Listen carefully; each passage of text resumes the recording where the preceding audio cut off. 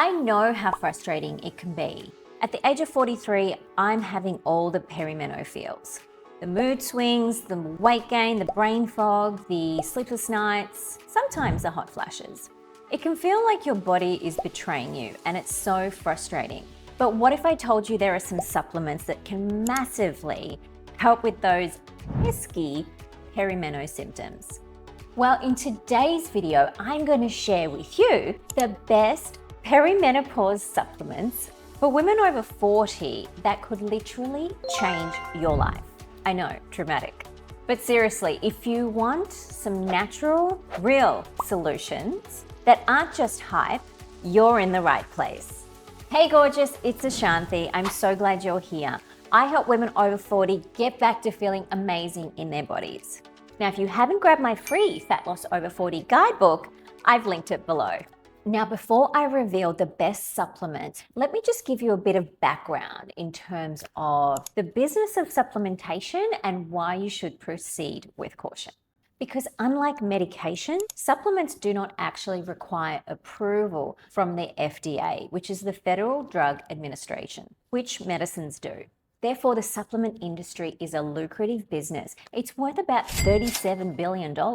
And as a result, many brands, big and small, are trying to get a piece of the supplement pie because it doesn't actually take a lot to comply with the guidelines to create and market and sell a supplement. Here's what I mean. For example, a supplement manufacturer can claim that their products help with hormonal health, low libido, vaginal dryness, mood swings, some of the common symptoms that we get through perimenopause, without any clear definitions or evidence to support these claims. And this is the loophole, as long as these claims are followed by this statement. This statement has not been evaluated by the Food and Drug Administration. This product is not intended to diagnose, treat, cure, or prevent any disease. So by basically making any wild claims, as long as they make that statement, they're within the guidelines and the compliance of the law. Do you see the problem here? As a result, there are countless ineffective and unregulated supplements flooding the supplement industry every day of every year.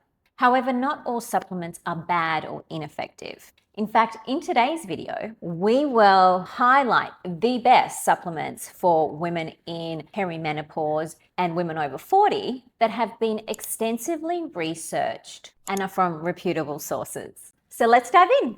So the first supplements I recommend are calcium and vitamin D. Now, both calcium and vitamin D are vital nutrients because during this stage of life, women experience or can develop osteoporosis and bone loss. Calcium and vitamin D work together to build strong bones. Calcium plays a crucial role in the formation of the bone matrix and the density of the bones, whereas vitamin D, which is actually a hormone, aids in the absorption of calcium from the foods that we eat, mineralization of bones, affecting the bone density. When it comes to dosage, perimenopausal and menopausal women require about 1,200 milligrams of calcium a day.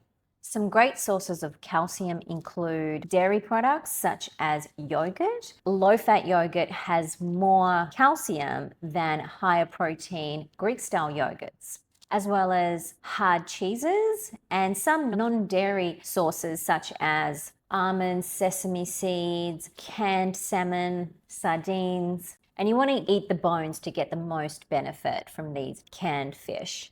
Also, green leafy vegetables such as collard, kale, or cooked spinach. Raw spinach actually is very high in oxalates, which are naturally occurring compounds that bind to calcium and alter its absorption in the body, as well as calcium fortified foods and beverages. Personally, I don't supplement with calcium. I prefer to track my calcium based on my food intake, but I have found some really great sources of calcium supplementation that I have linked in my Amazon store below. When it comes to vitamin D, the dosage is around 1,000 to 3,000 microunits per day. Now, this is of vitamin D, not vitamin D2, which is less bioavailable, which means your body can't absorb it as well. Now, some great sources of vitamin D include fatty fish like wild-caught salmon, mackerel, sardines, tuna, egg yolks, beef liver, and vitamin D fortified foods. Now, your skin actually produces vitamin D when it's exposed to sunlight. Spending time outdoors, especially during midday, will help you get the most benefits when the sun is at its strongest. However, the amount of vitamin D synthesized by the body is influenced by many factors such as skin color, environmental conditions, geographical location, and the use of sunscreen. When sunlight is insufficient or inadequate, it can be challenging to get enough vitamin D from sunlight alone. So supplementing with vitamin D supplements has a huge benefit and becomes essential. Now, just to make things a little bit more complicated, taking vitamin D3 with K2 is a better formulation because these two work together to assist with bone and cardiovascular health. A dose of about 1,000 to 3,000 microunits of vitamin D and about 200 mcgs of K2 is a great combination. Now, not all formulations have the both, so if you are down to just deciding which one would be right for you, go with a vitamin D3 supplement. I take this one, which is from Bioceuticals, and it's a spray. You take it sublingually underneath your tongue, and with vitamin D, it's better to take it with a fat source so you can aid in absorption of the vitamin better. Now, my recommendation is to get your vitamin D and your calcium levels checked regularly so that you can see how you are going with these vitamins and minerals, primarily for bone health and reducing the risk of osteoporosis. If you're interested in checking out the brands that I personally use and trust, I've linked them in my Amazon store below. Now, the next supplement is magnesium. Now, magnesium is an essential mineral that plays a vital role in numerous bodily reactions, making it incredibly important for your health and well-being. Unfortunately, many people don't get sufficient magnesium from their diet due to a poor quality diet or food grown in poor quality soil. And it is especially critical for women in their perimenopause era because it plays a vital role in regulating hormone levels, especially estrogen levels, reducing hot flashes, improving sleep, relieving headaches, and managing anxiety. Perimenopausal women should aim for about 300 to 400 milligrams per day. However, not all magnesium is the same and can have quite digestive issues for some. Magnesium glycinate is probably considered the gold standard because it does alleviate some of those perimenopausal symptoms, but it's also gentler on the stomach. And being easily absorbed, it helps with things like anxiety and depression, stress, and insomnia. This is a magnesium supplement that I'm using at the moment, and it's been very helpful. Now, some excellent food sources of magnesium include green leafy vegetables such as kale, collard greens, and spinach. Remember to cook that spinach, okay? Nuts like almonds and cashews, sesame seeds, pumpkin seeds and flax seeds, and whole grains such as brown rice and quinoa. Now, the next supplement that's hugely beneficial is omega-3s. Now, with omega-3s, we're looking at particularly EPA and DHA found in fish oil. During perimenopause and menopause, women experience significant changes, especially in their estrogen and progesterone. These hormonal shifts cause mood swings, insomnia, depression, anxiety. If you need more info on the signs and symptoms of perimenopause, I created a video all on that includes the top 10 most common signs and symptoms of perimenopause. I've linked it up here for you. Go check it out. So omega-3s can help to support a healthy inflammatory response, regulating neurotransmitters such as serotonin and dopamine, and also stabilize hormone levels. Studies have found that women with higher levels of omega-3s in their blood have been linked to lower levels of depression, especially during menopause. Omega-3s can also significantly reduce hot flashes. So if you're struggling with that in particular, as well as some of those mood issues, omega-3s could be a BFF, and supplementing with a high quality fish oil can help address some of those symptoms. When it comes to dosage, look for about 720 milligrams of EPA and DHA, which is found in about 2,000 milligrams of fish oil. Now, if you're taking any blood thinning medication, it is really important for you to check with your doctor that you can actually supplement with fish oil. And this brings me to a really important topic, which is if you are taking any prescribed medication, make sure that if you are thinking of supplementing, that you are going to your doctor with these supplementation recommendations and discussing how they might interact with your current prescription medication, because sometimes there can be contraindications. With omega-3s, it's important to take them with a meal, and generally with most supplements, taking them on an empty stomach is not the preferred method, making sure you're taking it with food or after food. Now, some beneficial food sources of omega-3s include fatty fish such as wild-caught salmon, herring, trout, mackerel, chia seeds, and flax seeds. Just with flax seeds, make sure you grind them up and in small quantities because they can oxidize quite easily. Hemp seeds, seaweed, and walnuts are also excellent sources of omega-3s. The next supplement for women going through perimenopause is zinc and vitamin C. When taken together, zinc and vitamin C work synergistically, meaning that zinc supports vitamin C uptake and vitamin C uptake supports zinc uptake. Now, there are 3 ways that zinc relieves symptoms of perimenopause and menopause. Number 1 way is it dials down the cortisol and the stress response. So it's great for mood enhancement. Number 2, it reduces inflammation and prostaglandins, which are basically like our pain response. So it's great for conditions like endometriosis, adenomyosis, and some PMS symptoms like period pain. And it's excellent for skin and hair, alongside vitamin C, which is also great for collagen production. Now, when it comes to dosage, the best form of zinc is actually zinc citrate or zinc picolinate. And zinc and vitamin C combination needs to be taken directly after food, otherwise it will induce nausea.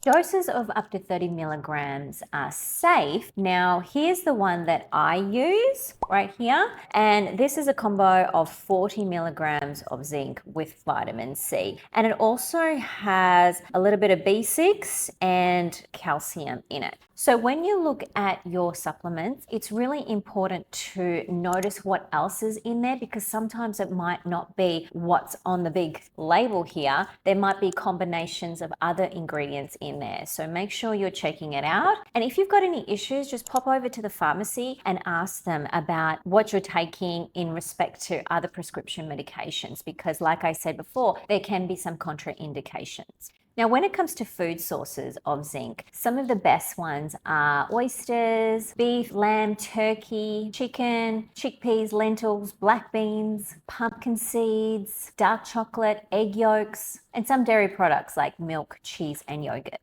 Now, if you're vegan or vegetarian, it's widely known that you are highly likely to be deficient in zinc. So it is a good idea for you to supplement in this case. Now, the next supplement is B vitamins.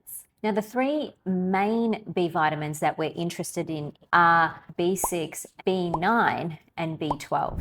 Now, B6 is particularly useful for helping produce serotonin and other neurotransmitters involved in mood regulation. And a lack of B6 has been linked to mood swings, depression, irritability, which are common symptoms of perimenopause. If you want the full lowdown, I would head to this video where I've described the top 10 signs and symptoms of perimenopause. That gives you a more detailed overview. Now, some great sources of dietary B6 include poultry, beef, fish, potatoes with the skin on, bananas, pistachios, sunflower seeds, and sesame seeds. Now, folic acid, or otherwise known as B9, is another important B vitamin for perimenopausal women. It helps to support the nervous system, but also with the levels of homocysteine, which is an amino acid that affects the risk of heart disease. Now, some great dietary sources of B9 include dark leafy green vegetables such as kale, collard, spinach, lentils, chickpeas, kidney beans, avocado, asparagus, broccoli, Brussels sprouts, citrus, and papaya. The next B vitamin is B12. A deficiency in B12 can result in fatigue, depression, memory loss, and difficulty concentrating, all those hallmark signs of brain fog. Consuming enough dietary sources like meat, eggs, and dairy can alleviate some of these symptoms. Now, the next supplement is black cohosh. Now, black cohosh is a herbal supplement that has been used for centuries by Native Americans. Now, black cohosh works as a phytoestrogen, which means that it mimics the role of estrogen in the body. Now, because black cohosh is a herbal supplement, it cannot be found in food and it has to be supplemented to obtain its benefits. Now, in terms of the dosage, the range seems to be between 20 to 80 milligrams of black cohosh per day, whereas most supplements contain around 20 to 40 milligrams. The optimal duration for taking black cohosh is unclear, where some women take it for several months and actually some women take it for several years. However, there is a lack of studies available for long-term usage of black cohosh. So it is recommended not to take it for several years where possible, unless discussing it with your health practitioner. Now, the next supplement is probiotics. A drop in estrogen during perimenopause can change the delicate balance of gut bacteria. Digestive issues like bloating, IBS, gas, constipation become more prevalent in perimenopause. When you have unfriendly gut bacteria, this can generate inflammation and interfere with many aspects of a healthier perimenopause transition. Now, I created a video about perimenopause and weight gain, and we go into more detail about chronic inflammation, gut microbiome, and its effect on weight gain. It's truly fascinating. I've linked it up here if you want to go check it out. Now, what's really important to understand that during perimenopause, there's a bi-directional response between your gut microbiome and perimenopause. This is why so many women feel so bloated and constipated and have all these digestive issues. And a way to get around it is by taking a probiotic and repopulating the good bacteria in your gut. Probiotics also benefit the immune system during perimenopause, where changes in hormones can weaken your immune defense, making women generally more prone to infections and illnesses. Now, some great food options include yogurt. Make sure to look for products that have live cultures in them and they list them on the ingredients list. Also, things like fermented dairy products such as kefir or even some hard cheeses. Also, other excellent fermented choices are kimchi, sauerkraut, and you can easily buy them in health food stores these days, or even in the supermarket, or even make them yourself. In addition to probiotic foods, you also need prebiotic foods. These prebiotic foods actually feed the bacteria in your gut and help to support and repopulate the good bacteria. So things like onions, garlic, asparagus, artichokes, bananas are excellent sources of prebiotic-rich foods to include in your diet. Now, if this all seems a little bit too complicated, you maybe suffer from IBS or you are sensitive to dairy, taking a probiotic can actually help you in this situation. The recommended dosage of probiotic foods are about 1 to 2 cups per day. And if you choose to supplement with a probiotic, you can choose a supplement that has between 50 to 100 billion CFUs. But CFUs stands for colony forming units. Now, probiotics are great in most circumstances, except for when you have SIBO, which is small intestinal bacterial growth. And if you do have this or been diagnosed with it, I'd recommend not taking the probiotics because it could actually make your gut bacteria worse. And when it comes to choosing a probiotic, look for a product that has multiple strains of bacteria so you can populate your gut with different bacteria at a time. And sometimes what I like to do is to go through a few different options when it comes to probiotics, just to give my gut some variety. Now, the next supplement is digestive enzymes. Two of the main underlying reasons causing poor digestion are the age-related decline of digestive enzymes and microbiome imbalances. I created a whole video on this topic. I'm going to link it up here. Go check it out. So for optimal digestion, consider taking a digestive enzyme, but not just any digestive enzyme, one that helps break down both protein, carbohydrates, fats, lactose, and cellulose, commonly found in high fiber foods. There's no point eating all the healthy foods if you have digestive issues and you can't digest them. Often we can go through this phase where we're eating really healthy and we're eating all the right foods that are supposed to be good for us, but we're not getting the benefits at a cellular level because we're simply not digesting them. Therefore, we're not absorbing them. Taking digestive enzymes is a game changer, especially if you take one that has that cellulose in it, because it helps to digest fiber. And a lot of the anti-inflammatory diets that are recommended for women over 40 and are going through perimenopause do have a high fiber content. And the problem with that is we're not always able to digest this fiber, and some of the fiber is actually undigestible. So by including a broad spectrum digestive enzyme, we can tackle the protein, cellulose, fiber, fat, carbohydrate, as well as lactose. It really helps with the bloat, helping you achieve a leaner physique, especially when it comes to your stomach and your lower intestine area.